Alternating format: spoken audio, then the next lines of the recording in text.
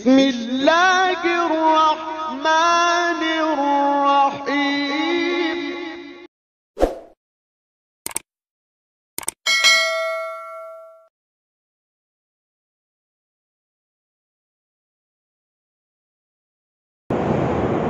الحمد لله رب العالمين والعاقبة للمتقين والصلاة والسلام على سيد الأنبياء وأشرف المرسلين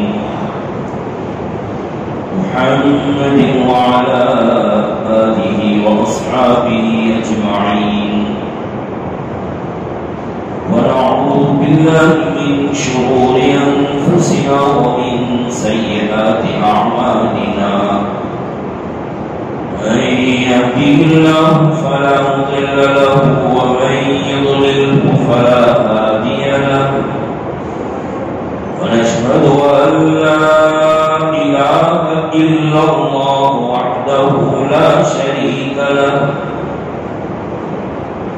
ونشهد أن سيدنا ونبينا ومولانا محمدا عبده ورسوله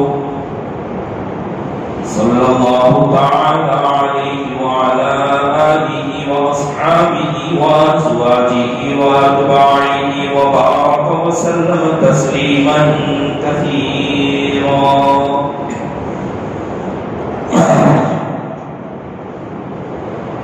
أما بعد فأعوذ بالله من الشيطان الرجيم. بسم الله الرحمن الرحيم. وسارعوا إلى مغفرة من ربكم وجنة عرضها السماوات والأرض أعدت للمتقين. صدق الله العظيم.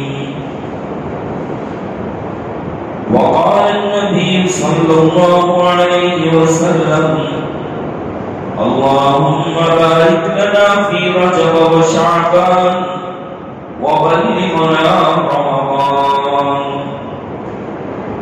صدق رسوله النبي الأمي الكريم ونحن على ذلك لمن الشاهدين والشاكرين والحمد لله رب العالمين. بزرگان محترم و برادران عزیز، دعا فرمائے کہ حق تبارک و تعالی اپنے فضل و کرم سے کچھ ایسی باتیں کہلوا دے جو میرے اور آپ سب کے حق میں مفید ہوں. کئی سنی باتوں پر اللہ تعالی ہم تمام کو عمل کی توفیق نصیب فرمائے.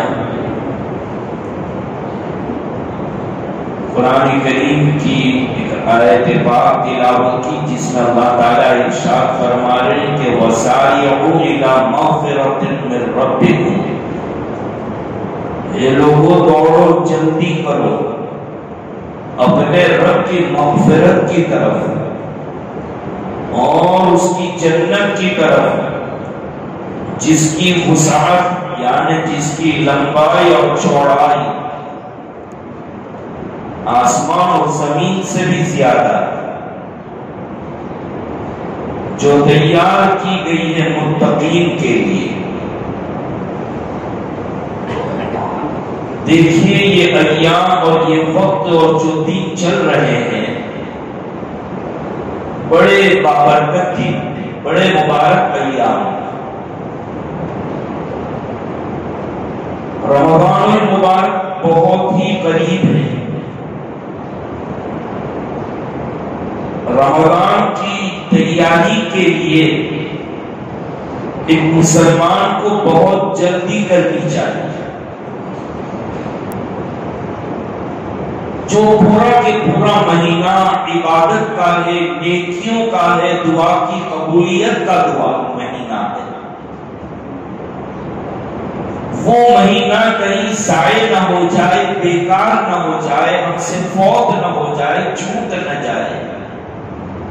اس لیے اپنے آپ میں اس رمضان کی برکتوں کے اٹھانے کی صلاحیت پیدا کرنا ہے. بہت جلدی اس کے لیے اپنے آپ کو تیار کرنا. دو چیزیں ہیں. ایک تو اپنے آپ کو گناہوں سے بچانے کا عادی بنانا، اور دوسرا یہ کہ اپنوں کو نیکی کا عادی بنانا ہے۔ گناہوں سے بچیں گے تو نیکی فائدہ دے گی، ورنہ نیکیوں کا کوئی فائدہ نہیں ہوتا۔ بہت سی روایات میں یہ ملتا ہے کہ فلاں گناہ کر لو تو وہ نیکی کو ایسے کھا جاتا ہے جیسے لکڑی کو آگ کھا جاتی ہے۔ جہاں یہ ہے کہ نیکیاں گناہوں کو ختم کر دیتی ہے، ان الحسنات یذھبن السیئات، نیکی گناہوں کو ختم کر دیتی ہے، وہاں گناہ بھی نیکیوں کا پاور اور نیکیوں کے اثر کو ختم کر دیتی ہے۔ ایسا نہ ہو کہ ہم ایک طرف نیکی کرتے چلے اور دوسری طرف گناہ سرزد ہوتے رہے۔ ایک مرتبہ ایک بزرگ گاڑی میں سفر فرما رہے تھے، گرمی کا زمانہ تھا، گرمی بہت لگی تو ڈرائیور صاحب سے کہا کہ بھائی اے سی چلا دو۔ تو کہا حضرت اے سی تو چل رہا ہے۔ اے سی چل رہا ہے تو ٹھنڈک کیوں نہیں آ رہی ہے؟ پیچھے مڑ کر جو دیکھا ڈرائیور نے تو پیچھے کا شیشہ اور گلاس جو ہے وہ اترا ہوا تھا، پوری ٹھنڈک وہ دروازے سے وہ کھڑکی سے باہر چلی جا رہی تھی۔ اللہ والے جو ہوتے ہیں وہ تو بات بات سے سبق نکالتے ہیں، انہوں نے یہاں سے بھی ایک سبق نکال لیا کہ ہاں بھائی نیکیوں کا اے سی تو چل رہا ہے لیکن گناہوں کی کھڑکی کھلی ہوئی ہے جس سے ٹھنڈک باہر نکلتا ہے۔ دیکھیے اللہ والوں کا مثال دیکھیے کیسی بات ہے، اور کتنی اچھی آسان مثال کے ساتھ سمجھا۔ پانی نل میں سے تو فل آ رہا ہے لیکن ٹنکی سوراخ والی ہے، وہ بھرے گی نہیں، ٹپک ٹپک کر ختم ہو جائے گی۔ تو ہماری نیکیوں سے اگرچہ ہمارا دامن بھرا ہوا ہے لیکن گناہوں کی نحوست ساتھ ساتھ چل رہی ہے۔ اب شیطان اور نفس یہ ساتھ لگے ہوئے ہیں، ادھر نیکی کی ادھر گناہ کروا دیتے ہیں، نیکی کے اثرات ختم ہو جاتے ہیں۔ بہت جلدی سے ہمیں اپنے گناہوں کی گاڑی پر بریک لگانا، جیسے گاڑی چلانے والے بائک چلانے والے جانتے ہیں کہ اگر اس دیوار کے پاس، پچھلی دیوار کے پاس گاڑی روکنا ہو جہاں اپنی منزل ہے، گاڑی روکنا ہے تو وہاں جا کے تو ایک دم بریک نہیں لگائیں گے، ورنہ وہاں جا کے بریک لگائیں گے تو ہو سکتا ہے کہ گاڑی حضرت کے اوپر خود سوار ہو جائے اور گاڑی کو بھی نقصان پہنچے گا، خود کو بھی نقصان پہنچے گا۔ اس لیے عقل مند اور کامیاب ڈرائیور وہ ہے جو دور سے رکانے کی تیاری کرتا ہے، اسپیڈ کم کرتا ہے، گیئر تبدیل کرتا ہے، اور پھر جہاں جانا وہ پیر رکھ کے چابی نکالی گاڑی بند۔ تو جس منزل پر رکنا ہے اس کے لیے پہلے سے تیاری۔ رمضان کا مہینہ جہاں نیکیوں کی ویلیو زیادہ ہے، ایک نیکی کر کے آؤ 70 درجے پائے، فرض ادا کرو 70 فرض، 70 فرض ادا کرنے کا ثواب، ایک نفل اور ایک سنت ادا کر لو، ایک فرض ادا کرنے کے برابر ثواب، جس میں جاگنا بھی عبادت، سونا بھی عبادت، کھانا بھی عبادت، جو اللہ نے وقت بتلائے وہ اس میں کھانا، سحری کو سنت سمجھ کر کھائیں، افطاری میں جب غروب ہو گیا جلدی کر لی، یہ کھانا بھی ثواب دلا جائے گا اس کو۔ تو جہاں رمضان المبارک میں نیکیوں کے دام بڑھ جاتے ہیں وہاں گناہوں کا وبال بھی بڑھ جائے گا۔ جیسے یہ مسجد ہے، گھر پر نماز پڑھو اور مسجد میں نماز پڑھو، یہاں ویلیو زیادہ ہے اس کی۔ ایک آدمی باہر چاہے کتنی بڑی بڑی گالی بکلے، اہتمام کرے گا کہ مسجد میں میری زبان سے کوئی گندی بات نکلنے نہ پائے۔ باہر گناہ کرنے کا وبال الگ ہے، یہاں گناہ کرنے کی مصیبت اور وبال اور عذاب بڑھ کر درجہ بڑھ جائے گا۔ ہر آدمی مڑ کے دیکھتا ہو جائے گا کہ کون بول رہا ہے، گالی بول رہا ہے، زور کی آواز نکل رہا ہے، سب کو تعجب ہوتا ہے کہ اس کو مسجد کا، اللہ کے گھر کا ادب اور احترام نہیں ہے۔ اس لیے دیکھا ہوگا کبھی کسی کی موبائل کی رنگ بھی بج گئی تو پورے مسجد کے لوگ اس کو دیکھتے ہو جائیں گے، یعنی وہ سمجھتے کہ یہ جگہ بے ادبی کرنے کی نہیں ہے، باہر جو کرنا ہے کرنا۔ ایسے ہی رمضان المبارک خالص نیکیوں کا مہینہ، عبادت کا مہینہ، اس میں گناہوں کا تصور تک نہیں کیا جا سکتا، اور ہماری طبیعت گناہ والی، شیطان کے ساتھ ایک مہینہ پورا سال رہے، نفس کی بات مانتے رہے۔ لہذا رمضان کے آنے سے پہلے اپنے آپ کو گناہوں سے ایسے بچا لینا ہے کہ رمضان میں پھر بھولے سے بھی طبیعت گناہ کی طرف نہ جائے، ورنہ ایک آدمی عادی ہوتا ہے، نکل جاتا ہے۔ ایک مرتبہ بیٹھے تھے، ایک صاحب سے گالی نکل گئی، اور کہ مولانا معاف کرنا، کیا کرے، گالی بولنے کی عادت بنی ہے، کا سوچ کر آیا تھا کہ کچھ نہیں بولوں گا، لیکن آگے بات اور منہ سے گالی نکل گئی۔ تو ایسے ہی طبیعت گناہوں کی عادی ہے، ایسا نہ ہو کہ رمضان المبارک آئے اور اس میں بھی ہم سے گناہ ہو جائے، سارے نیکیوں کا سبب۔ اسی لیے تو فرمایا کہ روزہ صرف بھوکے پیاسے رہنے کا نام نہیں ہے کہ صبح صادق سے لے کر غروب آفتاب تک بھوکا رہے، نہیں، اس کے ساتھ چند چیزوں کا اہتمام بھی کرنا ہے۔ جیسے بزرگوں نے کہا کہ اگر روزے کا ثواب چاہیے تو مجھے اور آپ کو سب سے پہلا عمل یہ کرنا ہے کہ اپنی زبان کی حفاظت، یہ جرمہ صغیر و جرمہ کبیر، اس کا حد بہت چھوٹا ہے زبان کا، لیکن اس کے دھندے بہت بڑے بڑے ہیں۔ بغیر ہڈی کی چیزیں جہاں چاہے لگ جاتی ہے، مڑ جاتی ہے، کم۔ اللہ کے نبی صلی اللہ تعالی علیہ وسلم نے بھی بار بار تاکید فرمائی زبان کے حفاظت۔ جب گناہ زبان کے اتنے خطرناک ہے کہ عبادت پر پانی پھیر لیا، غیبت، بہتان، تانا، گالی، ایسے بہت سے گناہ ہیں زبان کے۔ اب یہ روزے کی حالت میں بھی غیبت ایک عام بیماری ہو چکی ہے، جہاں کسی کا اچھائی کے ساتھ کسی نے تذکرہ کیا، رہنے دو میں جانتا ہوں کتنے پانی ہیں، یہ کہہ کے شروع کر دیتے ہیں۔ ہم لوگ سمجھتے نہیں ہیں غیبت کتنی خطرناک چیز ہے، اور غیبت ہے کس چیز کا نام۔ ایک مرتبہ صحابہ کرام رضوان اللہ تعالی علیہم اجمعین سے حضور اکرم صلی اللہ علیہ وسلم نے پوچھ لیا، اتدرون ما الغیبۃ، اجی تم لوگ جانتے ہو غیبت کس کو کہتے ہیں؟ صحابہ کی عادت بہت اچھی تھی، بہت اچھی، کیونکہ جاہل مطلق تو تھے نہیں، کیونکہ خود تو جانتے تھے، لیکن اس کے باوجود ان کا جواب ہوتا تھا اللہ ورسولہ اعلم، کہ اللہ اس کا رسول زیادہ جانتا ہے۔ اے نبی، ہم جو جانتے ہیں وہ کم جانتے ہیں، آپ جو جانتے ہیں وہ زیادہ جانتے ہیں۔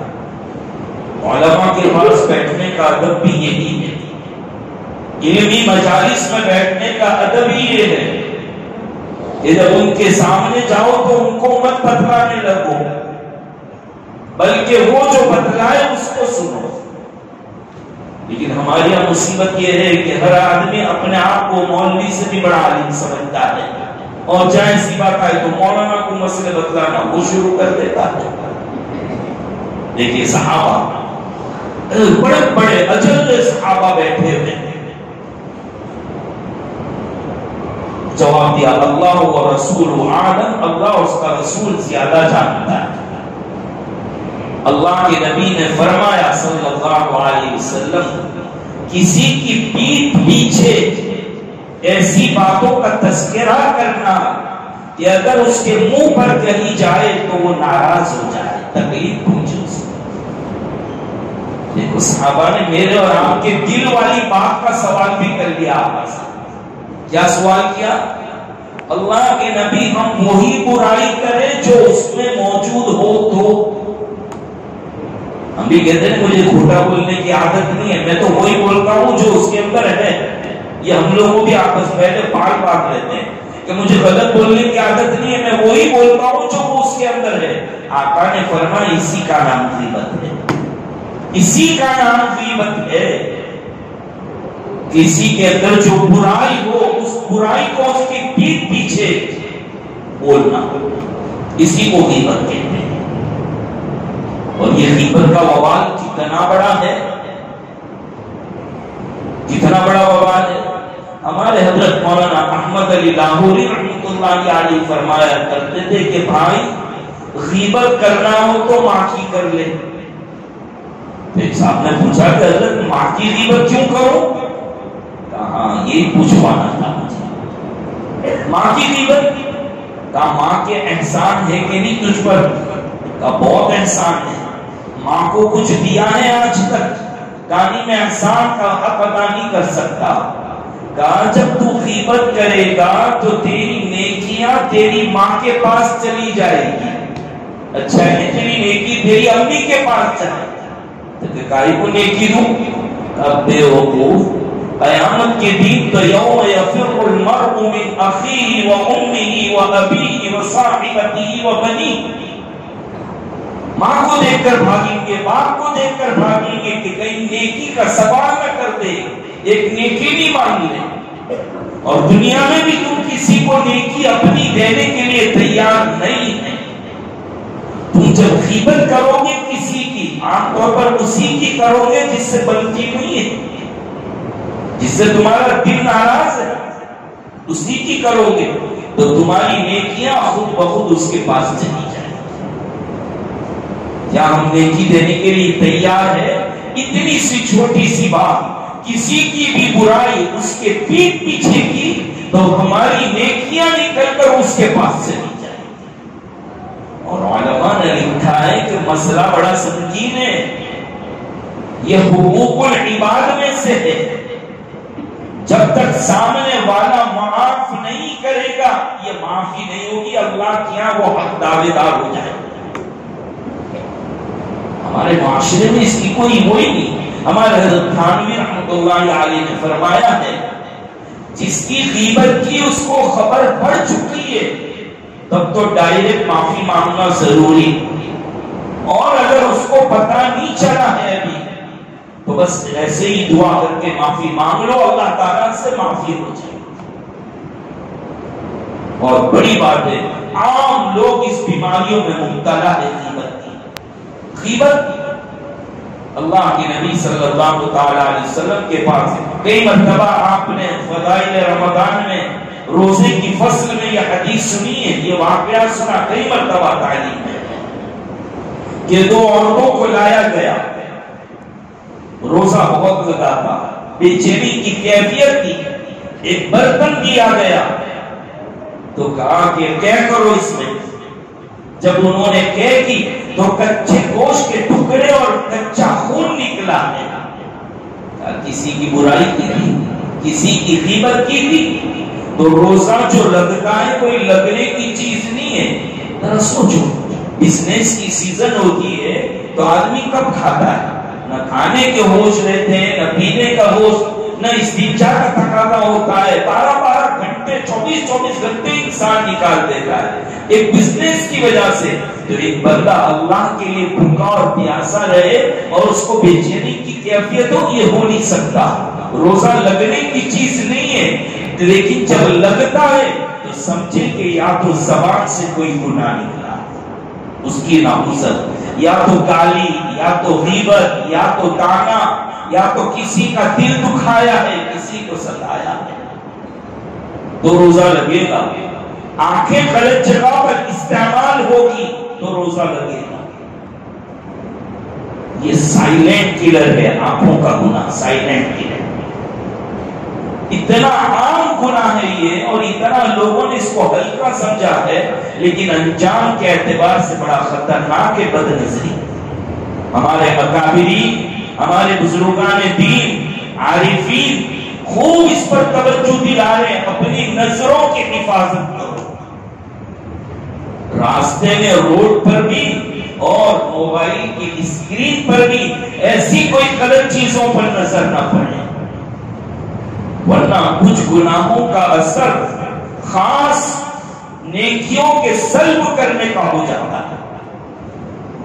کچھ گناہ ایسے ہوتے ہیں، دیکھیے حضرت آدم علیہ السلام سے اللہ تعالیٰ نے فرمایا تھا جنت میں کہ وَلَا تَقْرَبَا هَٰذِهِ الشَّجَرَةَ، اس درخت کے قریب بھی مت جائیے، لیکن جو مقدر تھا ہونا تھا وہ ہوا، وہ درخت کھا لیا، چوک ہو گئی، اللہ تعالیٰ نے فوراً جنت کا جو لباس اور کپڑے تھے حضرت آدم کے بدن پر اس کو اتار دیا، لیکن وہ شرمیلے تھے، باحیا تھے، جنت کے پتے توڑ کر اپنے بدن کو چھپا دیا کہ بدن کو کھلا رکھنا یہ انسان کا کام نہیں، یہ تو جانور ہو سکتا ہے۔ اس لیے جو لوگ کپڑے چھوٹے چھوٹے پہنتے، پھٹے پہنتے، پھٹے نہیں تو پاڑ کے بھی پہنتے بیچارے، قابل رحم لوگ ہیں وہ لوگ، پٹلون پتھر جیسی ہوتی اس کو بھی پھاڑ کے پہنتے ہیں، عقل ماری کے کم وقتوں کی عقلیں گھٹنوں میں آ گئی ہے تو گھٹنے پٹلون پھاڑ دیجیے، پھٹے ہوئے کپڑے پہننا، مختصر سے پہننا، پتلے پہننا، چھوٹے پہننا یہ ماڈرن ہونے کی علامت نہیں ہے، سمجھ لو کہ اللہ تم سے ناراض ہوئے، اللہ کے عذاب کی علامت ہے۔ اللہ کپڑے اتار لیتے ہیں، دیکھو حضرت آدم علیہ السلام کا جنت میں واقعہ، لیکن وہ تو شرمیلے تھے، فوراً چھپا دیا، یہاں تو اتنے بے شرم ہے کہ کھول کے پھرتے ہیں، چلو اتنی تو شرم ہے، مسجد میں آ جاتے تو دیکھا بیچارہ رومال باندھتا ہے گھٹنے کے اوپر، اتنا تو کر لیتے ہیں، اللہ تعالیٰ مزید بچنے کی توفیق عطا فرمائے۔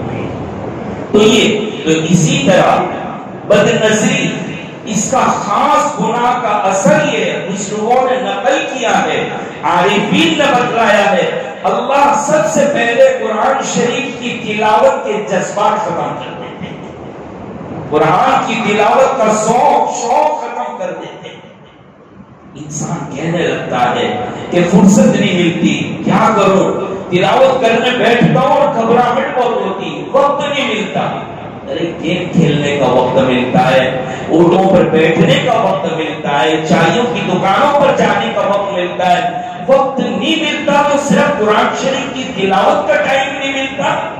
نہیں، میری اور آپ کی مجال نہیں ہے کہ ہم قرآن کی تلاوت کو چھوڑ دیں، اللہ ناراض ہو گئے ہیں، وہ چانس نہیں دے رہے، وہ موقع نہیں دے رہے، بد نظری کی وجہ سے نظر کی حفاظت کر لو، نظر کو بچا لو، غلط جگہ پر نظر مت ڈالو۔